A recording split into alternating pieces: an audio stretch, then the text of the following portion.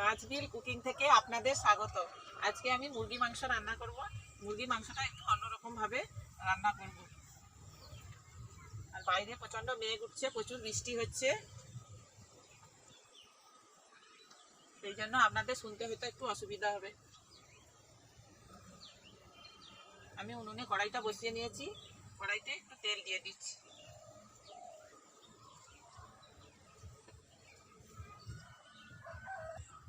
মুরগি মাংসটা আমি আগে থেকে ধুয়ে রেখেছি। আমি 1.5 কিলো মুরগি মাংস নিয়েছি। মুরগি মাংসটা ধুয়ে জল ঝরিয়ে রেখেছি আমি এই চুবড়ির মধ্যে।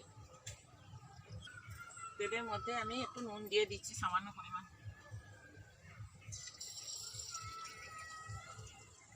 আর একটু হলুদ দিয়ে দিচ্ছি।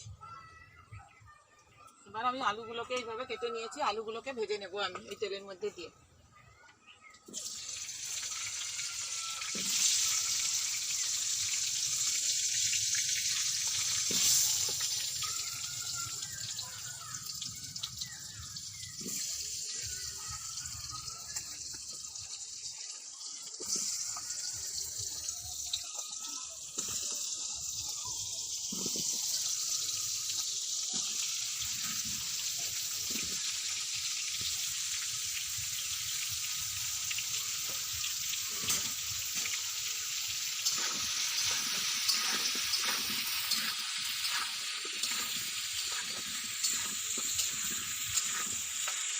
আলুগুলো আমার ভাজা হয়ে গেছে।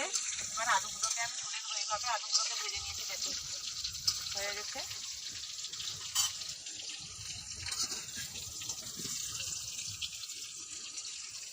এই ঝাড়া হাতা দিয়ে তুলে নিচ্ছি যাতে তেলটা ঝরে যায় ওখানে।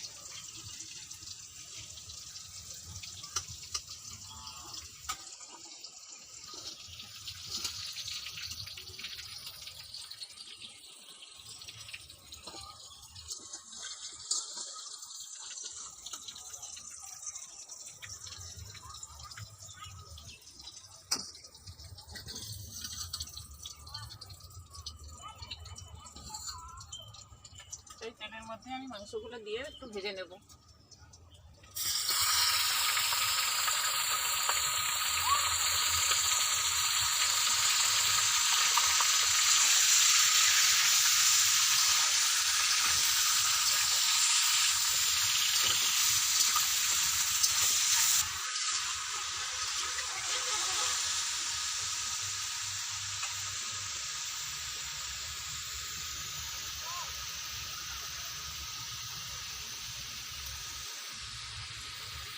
আর মাংসটা হালকা ভাজা হয়ে গেছে। এবার আমি এটাকে কড়া থেকে তুলে নিচ্ছি এই হাতা দিয়ে।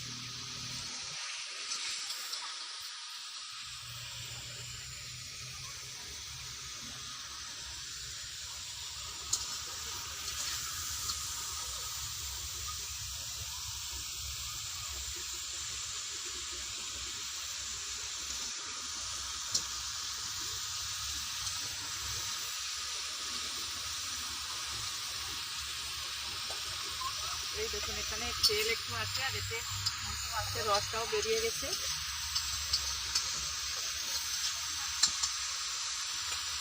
আমি ওর মধ্যে গোটা গরম মশলা দিয়ে দেবো।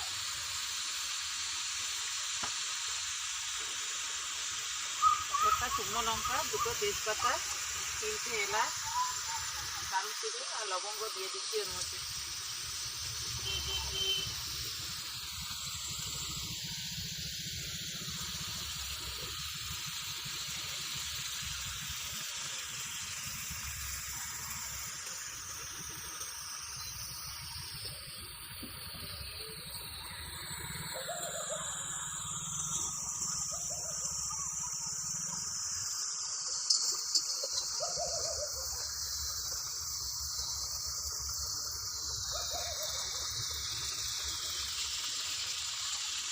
ফোড়ন থেকে গন্ধ বেরিয়ে গেছে। এবার আমি গোটা জিরেটা দিয়ে দিচ্ছি।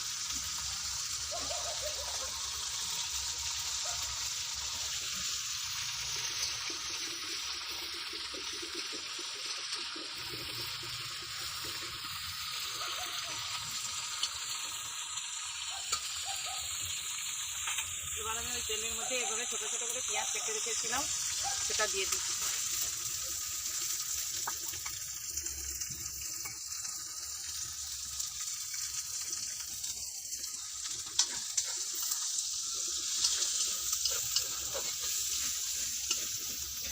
আমি পেঁয়াজ ভাজার সময় এখানে নুন দিয়ে দিচ্ছি পরিমাণ মতো, যাতে পেঁয়াজটা তাড়াতাড়ি নরম হয়ে যায় ও সেদ্ধ হয়ে যায়।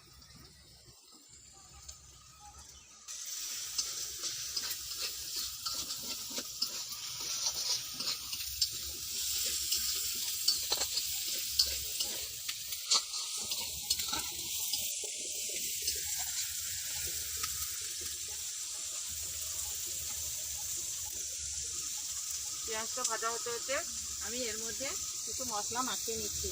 এই যে লাল লঙ্কার গুঁড়ো, বেসনের গুঁড়ি 2 চামচ, লাল লঙ্কার গুঁড়ো 3 চামচ আর গরম মশলার গুঁড়ো 2 চামচ, এটা হচ্ছে এই মাংসের মধ্যেই দিয়ে দিচ্ছি। আমি কাঁচা লঙ্কা কুচানো এটা দিয়ে দিচ্ছি। আর এখানে তো আমরা গ্রামে থাকি, গ্রামে সবসময় দই পাওয়া যায় না আমাদের, এই জন্য আমি এটা বহু পুরনো আমার মা ঠাকুমাদের কাছ থেকে শিখেছি। আমি তেঁতুলের কাজটা বের করে নিয়েছি, সেই তেঁতুলের কাজটা ওই মাংসের মধ্যে দিয়ে দিচ্ছি। দিয়ে কিছুক্ষণ পাশে রাখবো যাতে এটা নরম হয়ে যায়, মাংসটা নরমও হবে, খেতেও ভালো লাগবে। এই তেঁতুল দিয়ে দইও করা যায় বাড়িতে।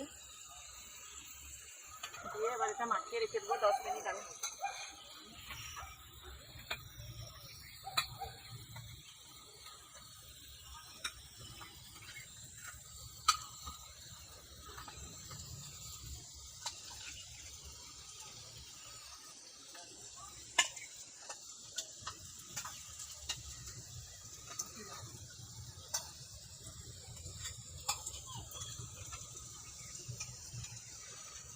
আমার হয়ে গেছে, আমি এবার এটা চাপা দিয়ে 10 মিনিটের জন্য রেখে দেবো, ততক্ষণে এগুলো মশলাটা করে নেবো।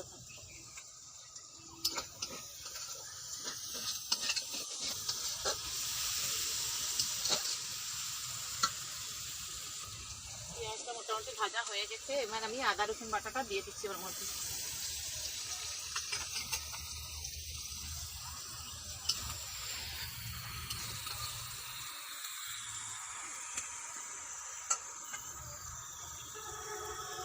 আমি হলুদ গুঁড়োটা দিয়ে দিচ্ছি এর মধ্যে। আমি কিন্তু সেখানে মাখানোর সময় হলুদ গুঁড়ো দিইনি, মশলার এখানে দিয়ে দিচ্ছি হলুদ গুঁড়োটা পরিমাণ মতো।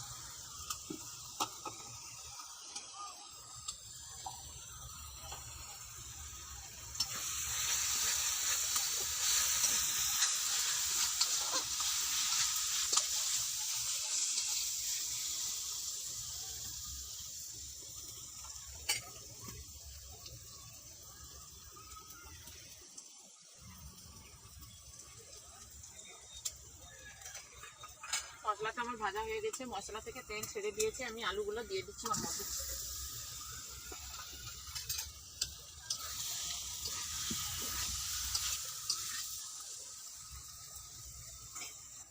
এবার আমি ওই মাখানো মাংসটা ওর মধ্যেই দিয়ে দিচ্ছি আলুর মধ্যে।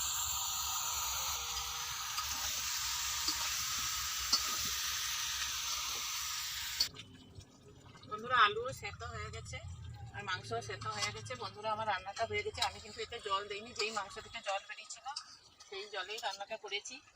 আমার হয়ে গেছে রান্নাটা, এবার আমি নামিয়ে নেবো। বন্ধুরা আপনারা এইভাবে মাংসটা রান্না করে খাবেন, দেখবেন খেতে ভালো লাগবে, গরম ভাতের সঙ্গে রুটির সঙ্গে।